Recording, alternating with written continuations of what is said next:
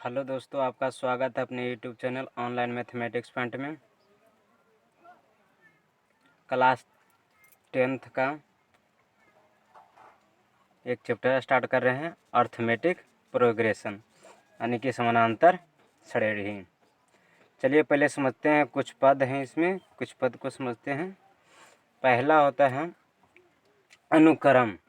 अनुक्रम संख्याओं का एक क्रम है जिसे किसी निश्चित नियम के अनुसार लिखा गया हो, जैसे 2 4 6 8 3 9 27 81। देखिए ई लिखा गया है, दो दो को अंतराल में लिखा गया। ए 2 का अंतराल है, ई भी 2 का अंतराल है, ई भी 2 का अंतराल है। एक विशेष नियम अनुसार के लिखा गया। ए भी देखो 3 है, तो 3 पे पावर 1, 3 का स्क्वायर 9 और 3 का क्यूब 27 और 3 पे पावर 4 देंगे तो क्या हो जाएगा, 81 हो जाएगा। ई भी एक निश्चित नियम के अनुसार लिखा गया हो। फिर भी ई भी उसी तरह से अनुसार से लिखा हुआ है। 20 20 का अंतराल 20 40 और 60 एक निश्चित नियम के अनुसार लिखा गया है। वह क्या कहलाता है, अनुक्रम कहलाता है। दूसरा है श्रेणी। आदि अनुक्रम के पदों को कुछ विशेष प्रतिबंधों में जोड़ा जाए तो वह अनुक्रम श्रेणी कहलाता है। जैसे यहाँ तो कोई निश्चित नियम के अनुसार से, जैसे 2 4 6 8 ये तो चलता चल गया। इसमें भी सेम प्रोसेस 2 4 6 8 डॉट डॉट चलता गया। 3 9 27 81 ये भी क्या हो गया, चलता गया। ये तुम्हारा क्या कहलाता है, श्रेणी कहलाता है। श्रेणी श्रेणी श्रेणी 3 प्रकार के होता है। श्रेणी कितने प्रकार के होता है, 3 प्रकार के होता है। श्रेणी कितने प्रकार के होते हैं, 3 प्रकार के। यहाँ लिख देते हैं श्रेणी कितने प्रकार के होते हैं। यहाँ आंसर में दे देंगे श्रेणी 3 प्रकार के होते हैं। पहला में समानांतर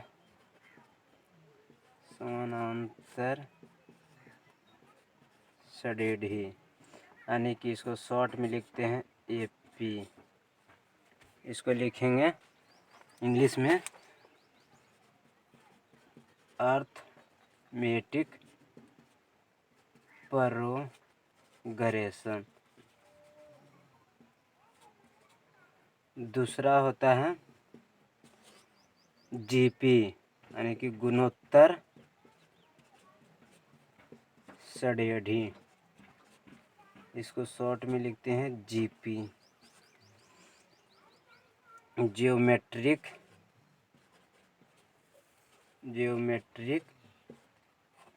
प्रोग्रेशन लिख लीजिएगा। तीसरा होता है हरात्मक श्रेणी। हरात्मक श्रेणी जिसको बोलते हैं एचपी। इसको लिखते हैं इंग्लिश में हार्मोनिक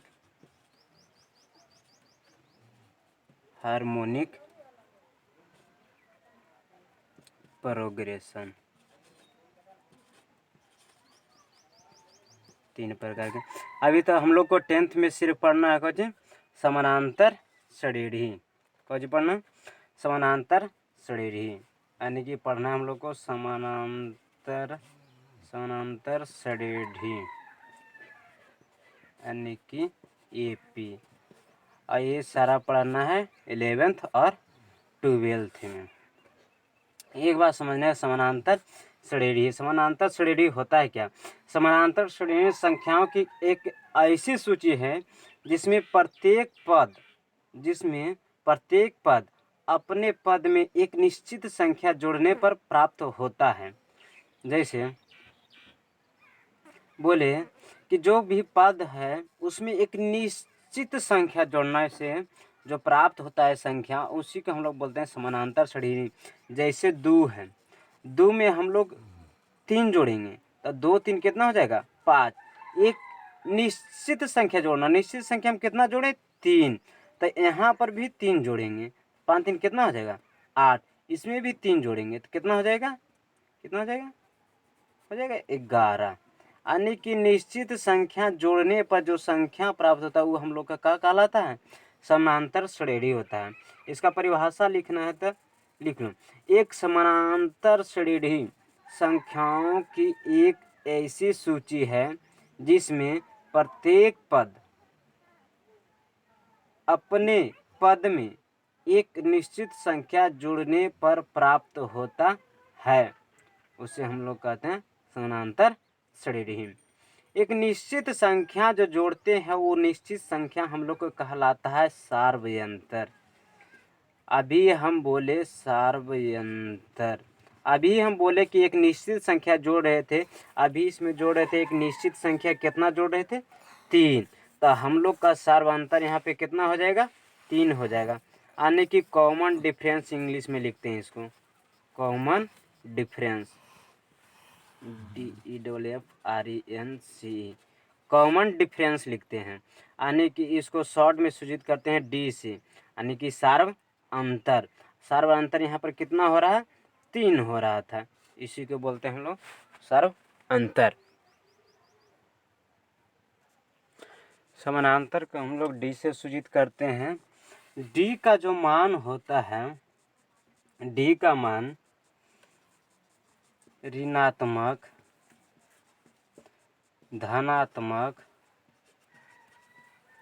या शून्य भी हो सकता है, शून्य हो सकता है, ये डी का मान है।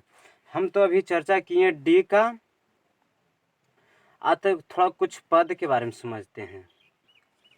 ए एन या टी एन, इसको बोलते हैं एनवा पद या अंतिमा पद बोलते हैं,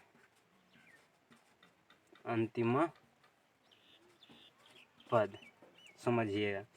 ए एन या टी एन, ए एन या टी एन हमेशा याद कीजिएगा, ये हमेशा कन्फ्यूजन वाली बात है।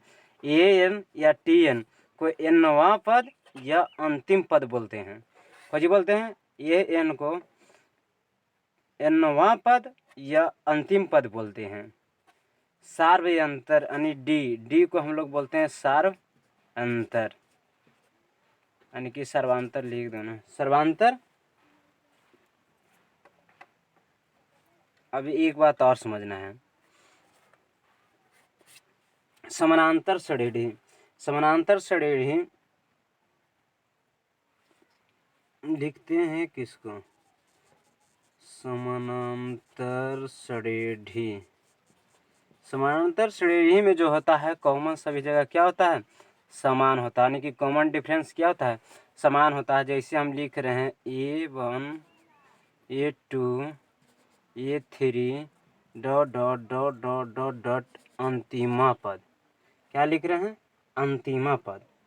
अंतिमा पद को हम लोग क्या लिखेंगे, ए एन, ये हम लोग का क्या हो गया समानांतर श्रेणी।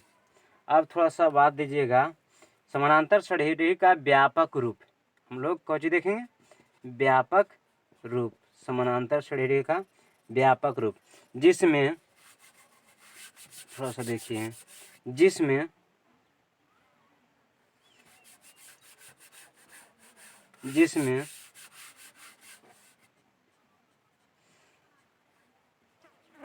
जिसमें प्रथम पद ए को बोलते हैं, हम लोग किसको बोलते हैं, जिसमें प्रथम पद को हम लोग को जी बोलते हैं ए बोलते हैं। अभी हम बताए सार्वंतर, सार्वंतर के हम लोग क्या से सूचित करते हैं, डी से। प्रथम पद या एनवा पद को क्या चीज से सूचित करते हैं, टी एन या A N, T N A N, ये क्या है हम लोग का एनवा पद है। प्रथम पद को हम लोग ए बोलते हैं और सार्वंतर को जी बोलते हैं डी बोलते हैं। एपी का हम लोग चलिए आते हैं व्यापक रूप में, इसका व्यापक टर्म देखते हैं। व्यापक टर्म में क्या होता है,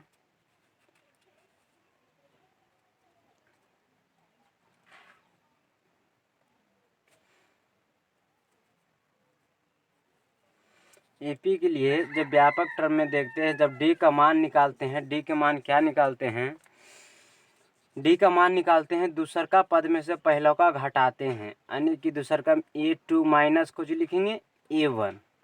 जस्ट सेम इसका, जस्ट इसके एक पहले के क्या करना है, घटा देना है।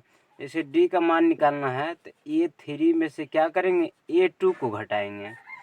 जैसे निकालना रहेगा, डी निकालना रहेगा तो A4 में से क्या करेंगे, A3 का घटा देंगे, तो ये हम लोग का क्या निकल जाएगा, डी का मान निकलेगा। अब चलिए और देखिए, ध्यान दीजिए रहे, ये सब एपी का महत्वपूर्ण पद है, इसको जानिएगा तभी एपी बन पाएगा, वरना एपी तो नहीं बन पाएगा।